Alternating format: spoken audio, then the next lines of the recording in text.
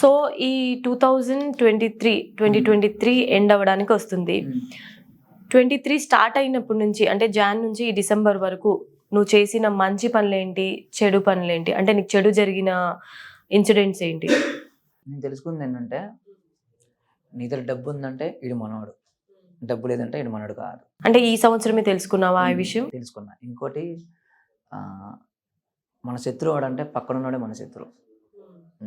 ఒక మనిషి నీ దగ్గరికి వస్తున్నాడంటే నీ దగ్గర ఏదో ఉందని చెప్పి వస్తాడు. ఎప్పుడు ఏ మనిషి ఊరిని నీకు ఏది చేయడు. ఓకే, నేను అదే తెలుసుకున్నా. ఇంకా ఫస్ట్ థింగ్ అంటే ఎవరు నీకు నమ్మను, నేను అసలు నమ్మను.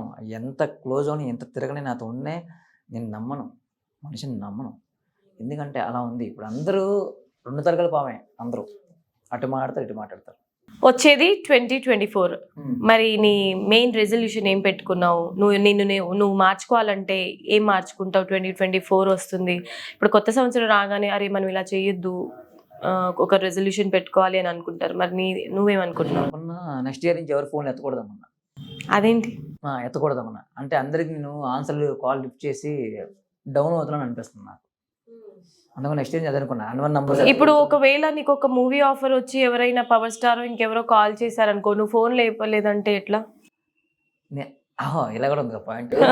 మరి అంటే నాకున్న కాంటాక్ట్స్ ఉంటాయి కదా, కొన్ని ఇంపార్టెంట్ కాంటాక్ట్స్ ఉండే అవి లిఫ్ట్ చేస్తా, కొన్ని నార్మల్గా ఉంటాయి చూడండి అవి ఎత్తబుద్ధి కాదు. ఇప్పుడు అది మార్చుకున్నాను అనుకున్నా నేను. అవి ఎత్తడం వల్ల ఏంటంటే అంటే నీకున్న కాంటాక్ట్స్ లో ఎవరైతే వేస్ట్ కాల్స్ వస్తాయో, అన్ని పనికిరాని మాటలు ఏవైతే మాట్లాడతారో వాళ్ళ కాల్స్ ని నువ్వు అవాయిడ్ చేయాలనుకుంటున్నావు. జస్ట్ పనికొచ్చే నీ సోషల్ మీడియాకి పనికొచ్చే కాల్స్ కానీ నీకు ఇండస్ట్రీకి ఫ్యామిలీ వాళ్ళ కాల్స్ మాత్రమే నువ్వు ఆన్సర్ చేయాలనుకుంటున్నావు.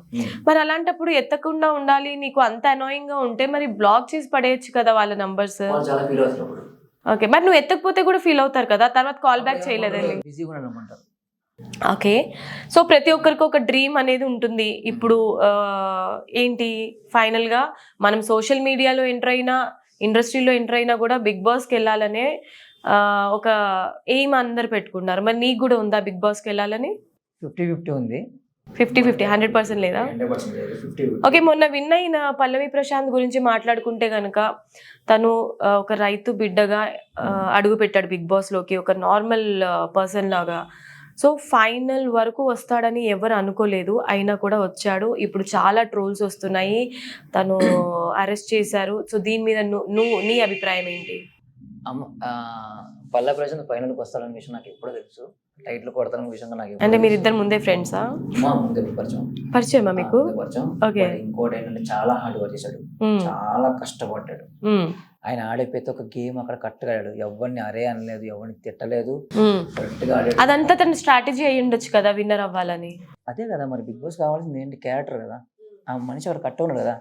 ఎంతమంది అక్కడ ఉన్నన్ని రోజులు ఎవరితో అరే తురే అనకుండా ఇప్పుడు బయటకు వచ్చిన తర్వాత అందరినీ అరే తురే అంటున్నాడంట, మరి అందుకే అరెస్ట్ చేశారని ఎక్కడ చూడలేదు. అది నేను వినలేదు కూడా. ఫస్ట్ థింగ్ ఆ మనిషి అంటాడు కాదు. బట్ ఒకటి పాపం బిగ్ బాస్ నుంచి బయటకు వచ్చాడు పాపం. ఆయన ఒక 2 days అని రెస్ట్ ఉండాలి మనిషికి.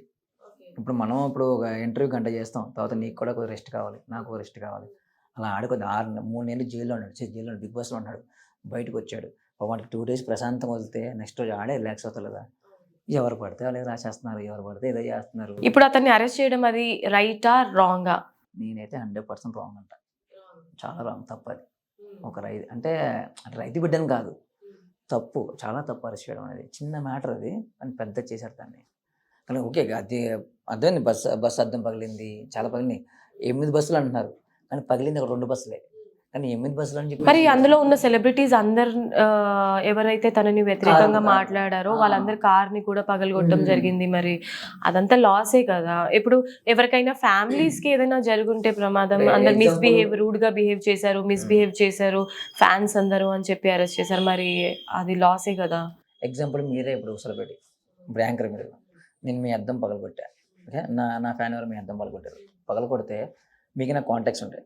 నేను ఫోన్ చేసి మేడం నా వల్ల ఇలా జరిగింది అక్క, నీకు సారీ అక్క, ఆ గ్లాస్కి ఎంత ఎంతో చెప్పక్క, నేను కొద్దిగా పే చేస్తా, ఒక బ్రదర్ లాగా నేను పే చేస్తాను అక్క, కాంప్రమైజ్ చేద్దాం అక్క, నా మీద నీ కోపం ఉందంటే నువ్వు కంప్లైంట్ ఇచ్చాక అంట.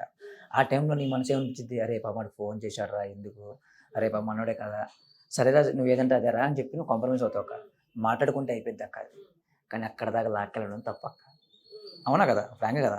అంటే ఒకరిద్దరు అయితే అలా చేయొచ్చు, అక్కడ జరిగింది ఒక 20-30 మందికి అయినప్పుడు అందరికి ఎలా కాంప్రమైజ్ చేపిస్తారు? మీరు ఎలా జడ్జ్ చేస్తారు? అది పల్లవి ప్రశాంత్ ఫ్యాన్స్ అని చెప్పి మీరు ఎలా జడ్జ్ చేస్తారు? అది కూడా పాయింటే కదా, మనం చెప్పలేం కదా ఎవరి ఫ్యాన్స్ అనేది. ఇప్పుడు అమర్దీప్ ఫ్యాన్సా, శోభా గారి ఫ్యాన్సా, వాళ్ళ ఫ్యాన్సా మనం చెప్పలేము. కానీ బయటకు వచ్చినప్పుడు ఎంతమంది జనాలు ఉన్నారు. ఇప్పుడు ఆ నెల అడుగుతావా నువ్వు ఎవరి ఫ్యాన్, ఎవరి ఫ్యాన్, ఎవరి ఫ్యాన్ అని. ఆడెవడో అద్దం కొట్టినాడు కూడా ధైర్యంగా చెప్తున్నాడు, అమర్దీప్ అద్దం పలకొట్టింది నేనే అని మనం పట్టుకొని అడగచ్చు కదా మరి. అది అంటాను.